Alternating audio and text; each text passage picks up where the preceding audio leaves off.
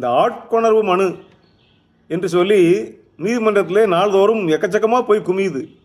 என் கணவரை காணவில்லை, எங்கள் தாத்தாவை காணவில்லை, எங்கள் மாமனாரை காணவில்லை, அவரை கொண்டு வந்து கண்டுபிடிச்சி கொடுங்க, அவரை கொண்டு வந்து நிப்பாட்டுங்க என்று இந்த நிறைய பேர் இப்படி காணவில்லை காணவில்லைன்னு சொல்லி இப்போ கோர்ட் என்ன இருக்குது அப்படின்னு சொன்னால், ஒருவேளை அவர்களாகவே வீட்டை விட்டு விருப்பத்தோடு வெளியேறிவிட்டார்கள் என்று சொன்னால் அவர்களை தேடி கண்டுபிடிக்க வேண்டிய அவசியம் இல்லை. இப்படி ஒரு அறிவிப்பு, ஒரு ஆலோசனை.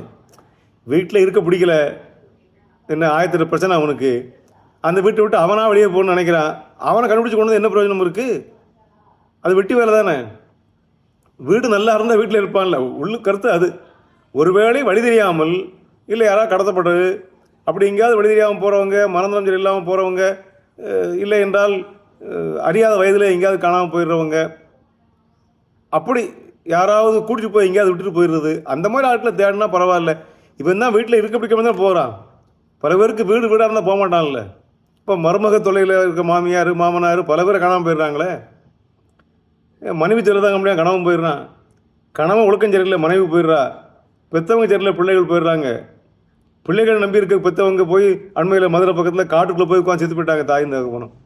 அப்போ இந்த மாதிரி மன வேதனைப்பட்டு மன உளைச்சலுக்கு ஆளாகி அவர்களாகவே விருப்பமாக வீட்டை விட்டு வெளியேறும் நிலை ஏற்பட்டால் அவர்களை கண்டுபிடித்து ஒன்றும் ஆகப் போவதில்லை என்பது போல ஒரு அறிவிப்பை நீதிமன்றம் வழங்கியிருக்கிறது.